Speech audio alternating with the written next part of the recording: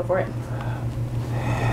John Kerekanich, proprietor at Newburgh Ford, and the date today is 6/6/16. Perfect.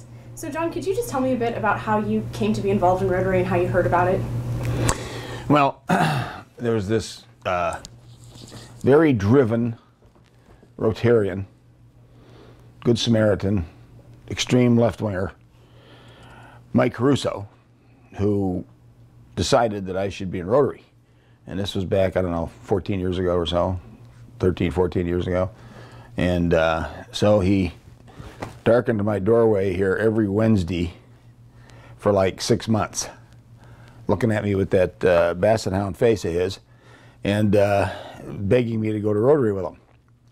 Not really begging, but strongly encouraging me to go to Rotary with him. So I went, because Mike's a hard guy to say no to. You know, even though I differ with him on almost everything there is to differ, he's a really good guy, very dedicated, devoted to Rotary and the things that it does. And so I went. And finally, you know, they talked me into joining, and I joined. And then they talked me into getting into the queue for presidency, and said that I wouldn't have to sit through all the chairs because there's a protocol that says you got to be on the board of directors, you got to sit through all these different chairs as directors and stuff like that. And I didn't think that I wanted to put that much time into things, and they assured me I wouldn't need to, and so presto changeo, I'm the president. What year was it? I don't know off the top of my head. What's that there it says on that clock, I think? On the clock. Oh, okay. 2005, 2006. Yeah, 2006 is when I, oh, here it is right here, my pin. Yeah, 2007, 2008, I was Rotary president. Okay, and of course I had to go to the pre-president's or president-elect training programs, PETs they call it, and then you have to go to a more intensive program up in Seattle and all that. Well, yeah, I was with Ford Motor Company for 31 years and had my fill of meetings, and you know, sessions where they put the charts up and they do the brainstorming and all that stuff, and you know, I had enough of it, and so I had to leave early up there. I couldn't take it anymore. I saw most of it, but I had to leave early. And anyway, I became president, and you know, the rest, as they say, is history. And that was the dawn of the golden age of Rotary in Newburgh. So what were some of your highlights from your year as president? Well, when I took over, I'm a firm believer in having a narrow focus on things so that you can make things happen and get some results. And firmly, I still think that Rotary has spread itself too thin, and therefore can't make as much of an impact in certain areas as it could. But you know, it is what it is, and that's my opinion, and that's not necessarily the opinion of everybody.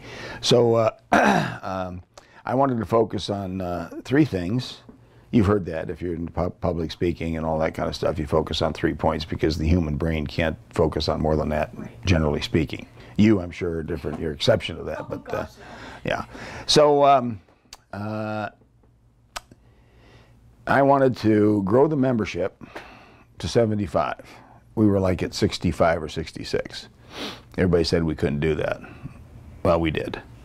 And secondly, I wanted to focus on fundraising, and that involved the auction that we hold annually, which had been traveling along at $25,000 a year.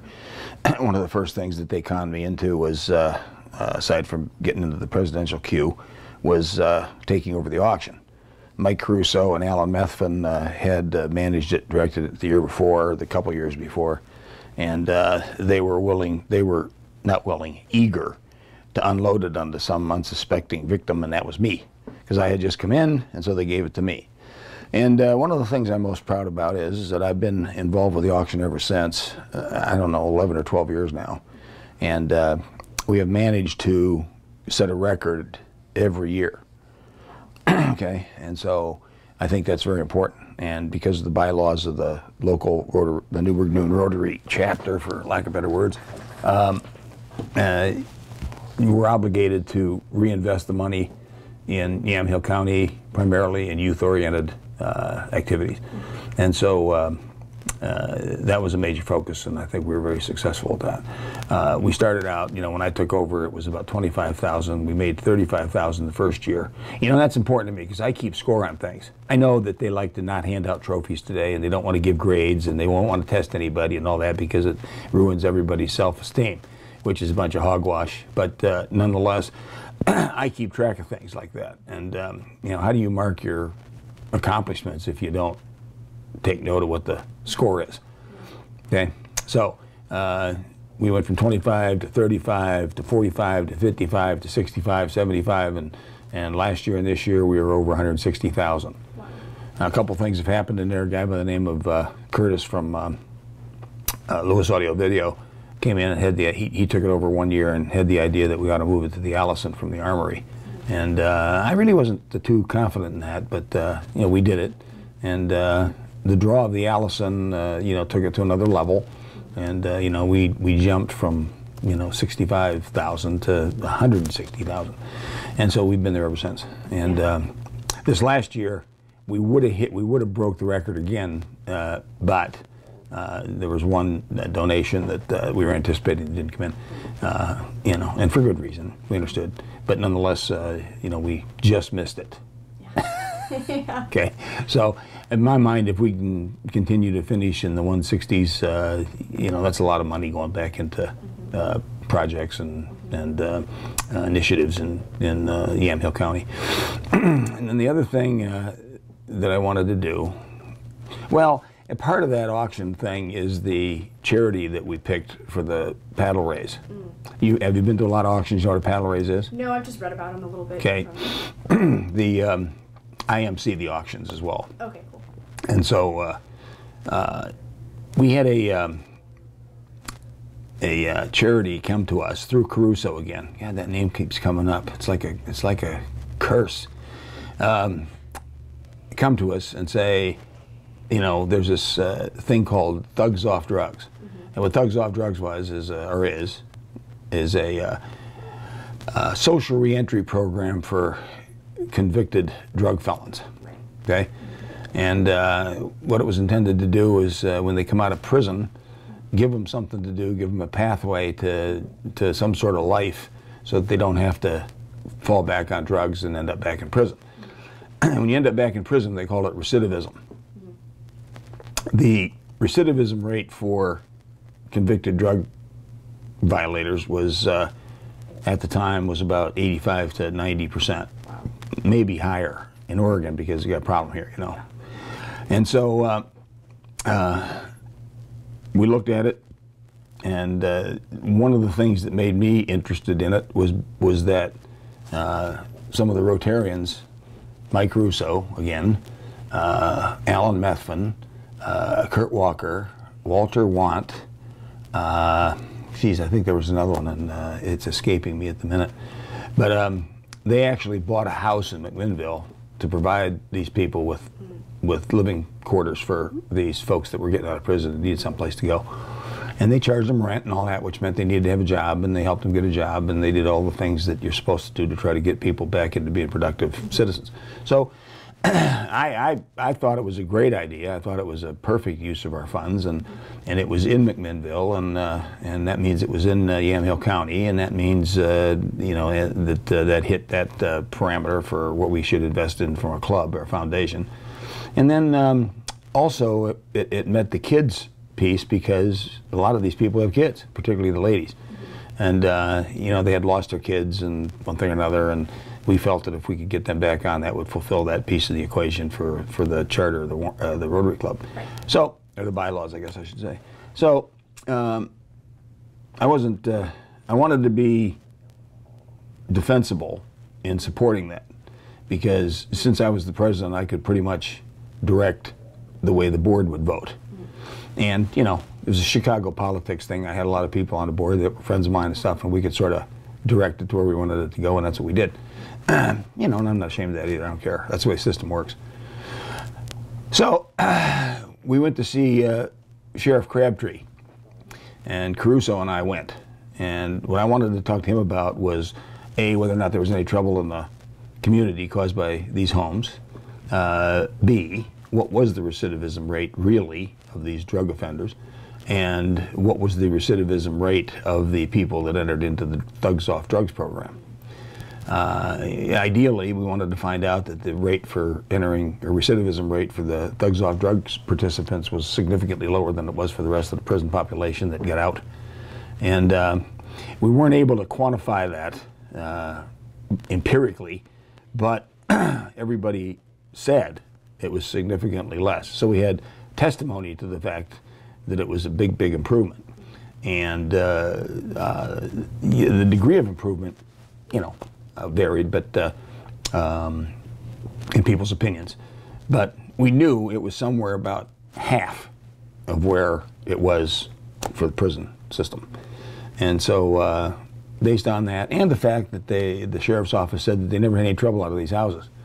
They could go check them whenever they wanted. They cooperated. They were decent people, respectful, whole thing. So it all looked good, and we established that as our paddle raise, and it stayed that way to this day. Wow. Yeah, and we've probably given them, I don't know, we probably average $30,000 a year. So that's what, $270,000, something like that. Yeah, that's off the top of my head, but I think that's probably what it is. And it's gotten to be very significant. And now, Alan Evans, who's the director of it out here, incidentally, it has now been taken over by Helping Hands. And but that doesn't change how the money's allocated. I didn't want to get into a United Way thing where you donate money and then they decide what to do with it. Yeah. So I wanted to be sure that the money went where it was supposed to go, and I have no problems with charities as long as that's the case. But when they start, shifting it wherever they think it should go, I don't like that. And so we got their assurances that it would continue to be put where it should be and all that. So then I told Alan years ago, I told him, I said, buddy, you gotta get some kind of data that supports the position of this group, and therefore supports our participation in it. And he said, well, it's very difficult because of the privacy rules and those kinds of things. Well, they've since done that, okay? And it turns out that the recidivism rate is lower than we thought it was. Wow. It's below 40. So that's a big improvement. And when you figure out what it costs to keep somebody in jail versus, them out working somewhere, I mean, it's a no-brainer. Even for politicians. So that's saying something. Yeah. If it's a no-brainer for a politician, then my dog in there could figure it out. So anyhow, that was that piece of the equation, and I've been personally very happy with the way this has all worked out. And there's one common thread in this thing, I hate to say it, but Caruso, is always there somewhere, with the exception of this peace thing that he has now. I don't know about how that's going to work, but I told him, he says, we've got to solve this peace problem. I says, well, we already got a solution to the peace problem. It's called war. If peace breaks out someplace, we can start a war and take care of it right away, So I'm diametrically opposed to him in a lot of viewpoints, but, he's fundamentally sound as far as, his objectives and his attitude, and he's got a big heart. So anyway, that was that. The third thing I wanted to do was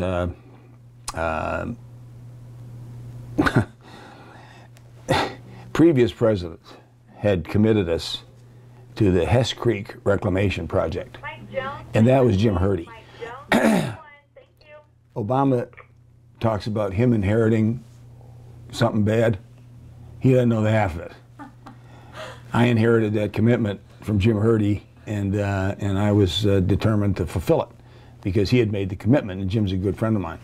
And so we engineered the project and went at it. And when I say went at it, that means we were down there ourselves, dragging vines off of trees and logs out of the creek and cutting down brush and these are with chainsaws and all kinds of stuff like this. So I mean, it was a major effort, okay? And a fellow by the name of Clyde Thomas, I think his last name's Thomas, from George Fox, is kind of a facilities manager for them.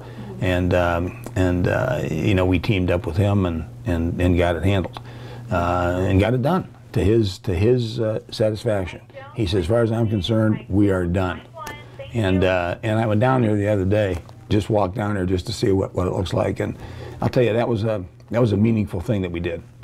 So those are the three things that I focused on, and I'm proud to say we accomplished all of them.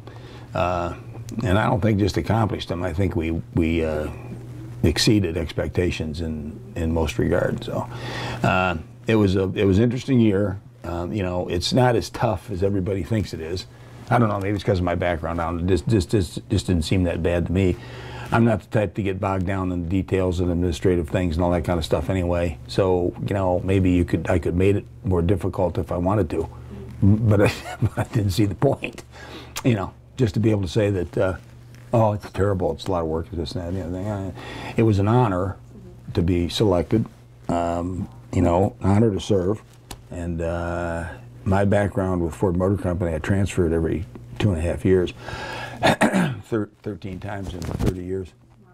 And so I never had a chance to get ingrained in a community. Right. My wife did because of the kids and all that, but I never did. I got up and went to the office in the morning and then did the job and then waited for the next transfer. And so this was a different kind of a thing. So I found out that I kind of liked it. You know, I kind of enjoyed it and kind of felt we were making a contribution. And so I've never been, you know, basically mushy about that kind of stuff. But it does serve a purpose, you know, and the private sector, I'd much rather have the private sector, charitable organizations helping to do something good than the government taking our money and indiscriminately putting it where they think it belongs, because they don't know. So the club is, right now, we lost some members after I left. You know, not saying that's why we lost them after I left as president, but we lost some, a lot of reasons. Recession, people couldn't afford to do it anymore, you know, because you got to pay dues and stuff like that. You know, but now, because of the people we have actively involved in recruitment and stuff, principally Paula Radich has done a heck of a job, and so we're getting back to a membership level that's a lot more respectable, because you can't do a lot with 20 people. You know, I mean, I think that for the number of people we have in the club, which is, I don't know, somewhere around 60 now or something, and I think we do a terrific job of what we produce for the community. And you know, the other thing is kind of a windfall. You know, we're the beneficiaries of ADEC's generosity.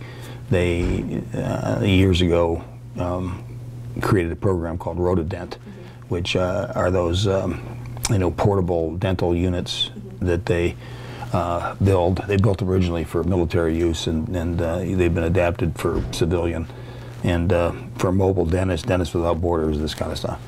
And they Mike Jones, call 310. They donate, excuse me, a percentage of that. Well, it's complicated. It's a little complicated. I didn't go into details, but the bottom line is we get a significant amount of money from ADEC through the Rotodent program. And we do have a dental expedition that goes to Guatemala every year. Right. That, I don't know, Alan Methvin's always been the leader of that. He's getting a little older now, so he's kind of phasing himself out somewhat. But, you know, they'll go down there and pull, I don't know, they'll see 700, 800 patients. And, you know, unfortunately, at the beginning, it was all teeth pulling. As they continued to get down there, they began to change the dental culture, let's say, for lack of better words, to more of a maintenance program and making people aware of what they can do to protect their teeth and keep them longer than 12 years. You know, so that's been pretty successful too. I'm not a big international guy. I think there's enough to be done here in this country before going somewhere else. You know, but you can't deny that it's been a big impact for those people down there. So that, in the final analysis, is a good thing. Yeah. Anything else? Any questions? Were there any other service projects that you enjoyed besides the ones you mentioned, or did you cover most of them? Well, I think I covered most of them. I've been involved in some things, but you know, I work here, you know, and I got a business to run, and so I don't have the time. That's not casting aspersions on the retired people that are involved, because you know they got the time, and you know, God bless them for their efforts. But I'm limited, and there again, I have to focus on where I think the most impact is going to be. So, you know, for 8 months out of the year, you know, I am immersed up to my neck in the auction. I'm the drop point for all the contributions. We receive everything, we inventory it until they can catalog it, and then we move it upstairs, and it's a continuous, you know, thing through this office here. And I use this office, you know, and there's stuff scattered all over the place and stacked up, and Lisa Joyce and some of her cohorts come in and they write down the pink slips and they catalog everything, get it all organized. It's really pretty amazing how it works.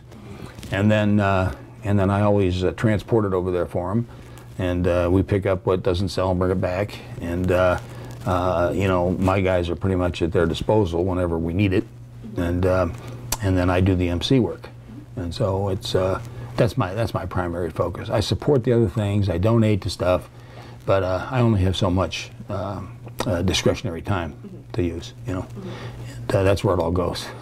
Yeah, that makes sense. Yeah. Yeah, Rotary is an all-consuming thing, believe me.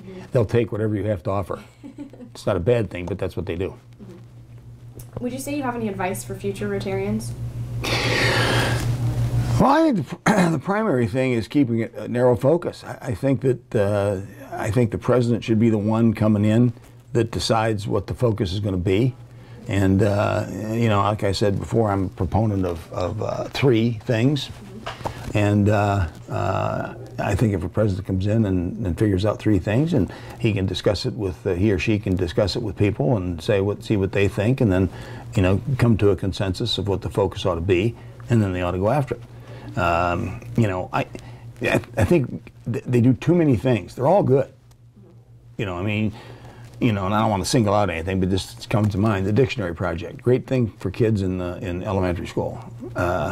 The senior meals thing is a really good thing for seniors. Okay, in the assisted living places and things like that. We used to do a poinsettia thing. That's kind of fallen by the wayside. I think, I'm not sure. It may still exist, but I'm not aware of it if it does. And so, you know, little things like that. And, you know, there's a tendency for somebody to come up all the time with some little thing that they think is important, and maybe it is. It probably is. But, you know, you can't do everything. You know, so you've got to pare it down, and some things have to go. You know, it's just like your own budget. I'm sure you operate on a budget for yourself. Yeah. You know, there's some things you want to do, but you can't do it. Yeah. And you just got to bite the bullet and say, well, I can't do that right now, but maybe later. And so that's the biggest thing that I think Rotary should do. Second thing, of lesser importance, is make sure that the stuff goes local. The international project that I mentioned before, okay, that's fine. In fact, Rotary expects you to have something of an international nature. But I think that the primary effort should be focused on our community. Our club represents this community, and we got to make sure that we pay attention to that when we're deciding what we're going to do and what we're going to give and all that kind of stuff. And I think for the most part that happens. I mean, we have a good foundation board. You know, Jim Hurdy's on that, Spike Sumner, some other dignitaries. But yeah, I just think that ought to be preeminent in their minds, is to keep things local and make sure it gets there and make sure it does something. If it doesn't, can it? Get into something else. I mean, a lot of this stuff should be run like a business. Right. You know, and many times it's not, because it's not really a business. It's the business of giving, I guess. But, you know, it isn't run that way sometimes. I'm happy with the way our club operates. I think we've got good people in there, and I think we've had, you know, for the most part, really good leadership. And, you know, it's something to be proud of, you know. One other thing. Oh, I think attendance is important. I think that they should continue to try to get people to come in here and join the club. You know, after I left as president, they got a little bit stringent, I think, on the attendance parameters and some other things. And, you know, I would rather have a person pay his dues, you know, which gives us the ability to do some things that are good. Pay his dues, participate in the events like the auction or something like that, and rather than just show up for lunch every day to talk to, you know, make it a social event. To me, that doesn't mean anything. You know, I think that I would rather have somebody just pay the dues and not go, to tell you the truth. I mean, really. So, yeah, I may not be shared by many people, but that's the way I think about it. And then, you know, if they do contribute, like we had one guy that I brought in one time. He was an advertising guy, and he couldn't make a lot of the meetings because he ran his own business, and he was the guy. I mean, it's pretty much a one-man band thing. The guy's brilliant, but he didn't have a lot of people surrounding him, and so he couldn't attend a lot of the meetings.